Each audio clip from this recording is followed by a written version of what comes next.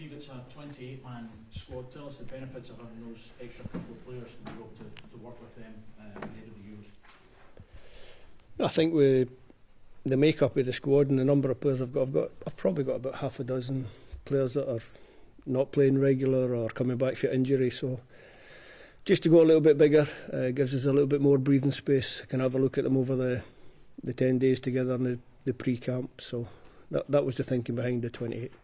Would it be fair to say that there's maybe some in there that have got the opportunity to work their way in if there's any doubts, or it's all about what happens from now? It's pretty, yeah. Obviously, it's 28. There'll be 26 of those will go to the tournament, and 2 will miss out, which will be unfortunate. But such is the life of a head coach. You have to make those decisions. I just wanted to give myself a little bit of breathing space to have a look at certain players, how they are, how their fitness is. 1 or 2 still on a return to play, if you like, over the 10 days plus the 2 friendlies. So it's just to buy a bit of time. Tell us about what excites you about Ben Doak. Well, Ben's got obviously a lot of talent. He catches your eye. I think the pace would be something that we haven't got in abundance in the squad. So it's something a little bit different. He's a young man. He's got a lot to learn in the game. I've never had the chance to work closely with Ben, so it just seemed like the right opportunity to put him in. The squad going from 23 to 26 just made it something that I thought I should do. So we'll have a look at Ben and see how he does. Steve, the other player in the squad with no caps, Ross McCrorie. What were your thoughts on bringing him in? Well, obviously I lost my 2 first choice right backs, stroke right wing backs, and Aaron and Nathan. So looking down, Ross obviously had a really difficult time when he first went to Bristol City with quite a serious problem. Got back in the team second half of the season, acquitted himself well, got some minutes under his belt, and another one who has been in squads before but hasn't had a cap, so a chance to look at Ross as well and see how he's doing.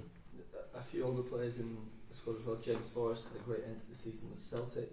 Ryan Jack in as well, having missed the previous Euros. What were your thoughts behind their inclusion? Experience. I think I'll take Ryan Jack first. Obviously Ryan's been quite an important part of the squad and the team, and he's in my time as head coach. Like you said, he missed the last Euros unfortunately with an injury.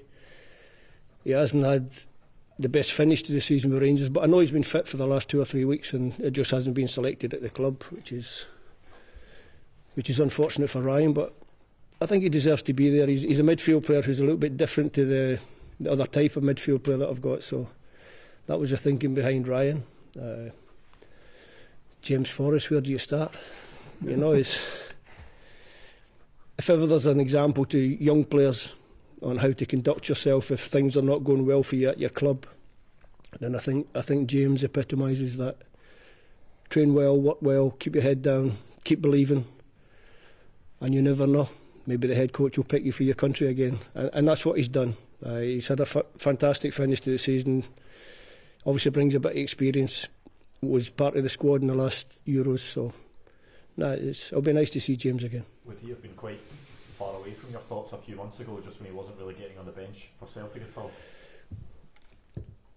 I think you're always aware of players, but obviously if you're not playing regular at your club, and James it was over a period of time, it wasn't just a short-term thing. Like I said before, he's worked really hard. He's just kept his head down. He's worked. He's caught the manager's eye, and he's managed to come in and be, again, another one who probably grabs your attention with the way he's finished the season. You're looking, you're thinking, wow, James is back to maybe where he was 3 or 4 years ago, which is a credit to him and something that I didn't think I could overlook, and that's why he's in the 28. How tough was the decision-making process overall for this, and did it go down to the wire over the last few days of you sort of chopping and changing? Didn't really go down to the wire. Obviously with the injuries, there's probably four we've mentioned, Aaron and Nathan. Jacob Brown obviously picked up an injury, couldn't make it. There's Fergie, everybody talks about Lewis, would have been part of the squad. So then suddenly you're losing 4 players from maybe the front of your mind, and you're starting to go into the back of your mind and think, okay, how can we replace them? Going from 23 to 26 probably made it more difficult, to be honest, because then you're thinking how to balance the squad, how to get the right personnel, the right people, and the squad is not always just about who plays. It's also about who doesn't play, and the ones that don't play or don't get many minutes are just as big a part of the squad moving forward as the ones that do play, because they control the harmony of the group, if you like. They're the ones that can be 4 or 5 weeks, 6 weeks hopefully without minutes on the pitch, and you tell a professional player that you're going to be involved for that length of time and not get too many minutes on the pitch. It can be a big ask for some people. So to get the balance right was quite tricky. You mentioned you've given yourself that bit of breathing room, Steve, but how tough a decision do you have on your hands now to lose 2 of these guys? I think more than a third of the squad have still got games to play this week. We'll be involved in games before we meet up. Like I said, there's probably 3 or 4 players, 5 or 6 players that we've maybe got a little bit of doubt about. So let's see how the pre-camp pans out, and then we'll take it from there. But ultimately, there's going to be 2 very difficult conversations. The good thing about it is it won't be a telephone call, it'll be a sit down face to face, and I'll just have to tell it like it is. But it will be 2 difficult conversations. Just looking on the positive aspect, as you see those 28 names written down, how excited are you for what's going to unfold in the next weeks? Yeah, you know me, I get overexcited, don't I? It's great. I'm really pleased that I can sit here this morning or this afternoon and put out those names, because it makes the tournament feel a little bit more real. Since March, I've got to be honest, it's been a bit of a drag. A lot of bad news, not so much good news. Obviously the March camp, 2 defeats. That's still in the back of my mind, and you're thinking I just want to get the boys together again and start working towards the friendly matches, and then obviously into the tournament, which I'm sure will take care of itself. Steve, how do you compare this group to the one you worked with at Euro 2020? Much more experienced.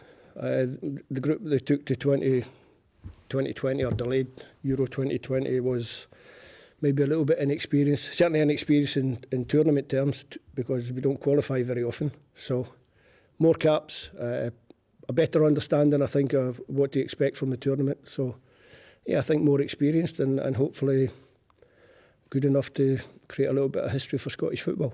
And now you know the names, now you know who you've got available to you. Do you feel this group can get through the group stage? I think they're capable. I think it's a good group of players. Obviously, our aim is to be as competitive as we can be in all the matches. I believe that if we play to the best of our abilities, then we could be, and I mentioned could be, the first Scottish team come out the group stages, and that would be a magnificent achievement. But that will be the aim.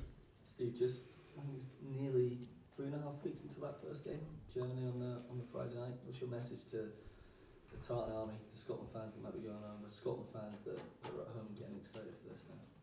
Just go and just enjoy it, enjoy the occasion, and enjoy hopefully a really good performance for the Scottish team. Get behind the boys. I'm sure they will. I don't need to tell them that, because you know they're going to be on your side anyway. So, it's something to look forward to. Everyone can look forward to it, and hopefully, come the end of the summer, we're all still smiling. Steve, there was a little bit of speculation over Tino Livramento. Was there ever anything in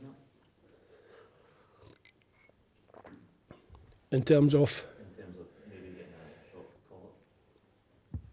Well, I think Tino's England international under 21.